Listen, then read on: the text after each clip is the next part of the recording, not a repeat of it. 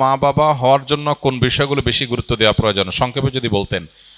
আদর্শ মা বাবা, যে মা বাবা আল্লাহর কাছে রিওয়ার্ড পাবেন তাদের এই প্যারেন্টিংয়ের জন্য, সেই মা বাবা হওয়ার জন্য সবচেয়ে গুরুত্বপূর্ণ বিষয় হলো কোরআন এবং হাদিস একজন মা বাবার যে করণীয়গুলো, হুকুকুল আওলাদ বা সন্তানদের যে হকগুলো বলেছে সেগুলো ভালো করে বোঝা এবং সেগুলো আমল করা। আমাদের দেশে মা বাবার অধিকার নিয়ে অনেক ওয়াজ হয়, আলোচনা হয়, সন্তানের অধিকার নিয়ে খুব বেশি ওয়াজ আলোচনা হয় না। কেন হয় না? এর একটা কারণ হলো যে মানুষ প্রকৃতিগতভাবে সন্তানের প্রতি দয়া মায়া করে। মা বাবার প্রতি মানুষের প্রকৃতিগত দায়িত্বশীলতা যতটা অনুভব হয়, মা বাবা সবসময় সন্তানদের খুশি করার জন্য, তাদের ভালোর জন্য চেষ্টাটা তুলনামূলক তার চাইতে বেশি করে, অর্থাৎ প্রকৃতিগতভাবে হয়, এই জন্য ওয়াজটা কম হয়। কিন্তু এটার কারণে যেটা হয়েছে, অনেক মা বাবা সন্তানের প্রতি কর্তব্যগুলো তারা বুঝেন না। কিয়ামতের ময়দানে কিন্তু এই কর্তব্য আদায় না করার কারণে আল্লাহর কাছে জবাব দিয়ে তার মুখোমুখি হতে হবে। এই জন্য আপনি মা বাবা হয়েছেন দেখে শুধু তাদের কাছ থেকে আপনার পাওনা আছে, আপনার কোনো কর্তব্য নাই, এমনটি মনে করার কোনো কারণ নাই।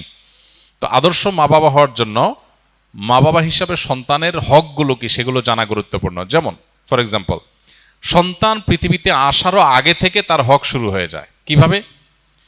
আপনি অবিবাহিত, আপনি বিয়ে করবেন, তাহলে আপনি একজন দিনদার জীবন সঙ্গিনী খুঁজবেন। কেন? যাতে করে আপনার অনাগত যে সন্তান সন্ততি তারা যেন দিনদার থাকে।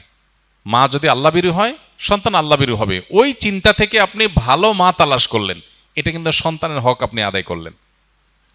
আর আপনি ওইটা মাথায় রাখলেন না, আপনি টাকা পয়সা অন্যান্য বিষয়গুলোকে মাথায় রাখলেন, তাহলে আপনার সন্তান দিনদার আদর্শবান আল্লাহভীরু হওয়ার বিষয়টাকে আপনি খেয়াল করলেন না, তাহলে সন্তানের অধিকার নষ্ট করলেন একরকম।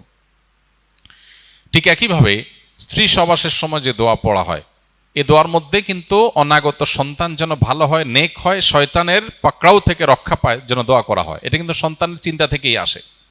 সন্তান জন্ম নেওয়ার পর তার জন্য ডান কানে আজান, বাম কানে একামতের যে আমল মুস্তাহাব আছে, এর পাশাপাশি তার জন্য যে দোয়া আছে, ওয়াইজুকা বিকালিমাতিল্লাহি তাম্মা মিন শাররি কুল্লি শাইতানিন হাম্মাম কুল্লি আইনিল লাম্মা, শয়তান থেকে পানা চাওয়ার দোয়া। সন্তানের অধিকার, তাকে ভালো রাখার চেষ্টা, সন্তানের জন্য একটা সুন্দর অর্থবহ নাম নির্বাচন করা, এটাও তাকে ভালো মানুষ হওয়ার প্রত্যাশা থেকে রাখা।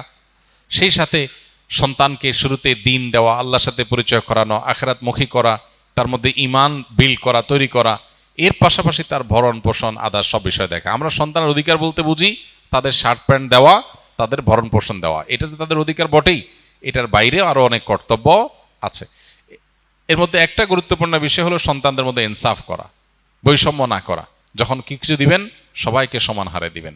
তো সন্তানের প্রতি এই সমস্ত কর্তব্যগুলো যদি আপনি জানেন এবং কর্তব্য সচেতন হন, ইনশাআল্লাহ আপনি আল্লাহর খাতায়, আল্লাহ রসুলের দৃষ্টিতে আপনি আদর্শ বাবা এবং মা হতে পারবেন। আল্লাহ আমাদেরকে তৌফিক দান করুন।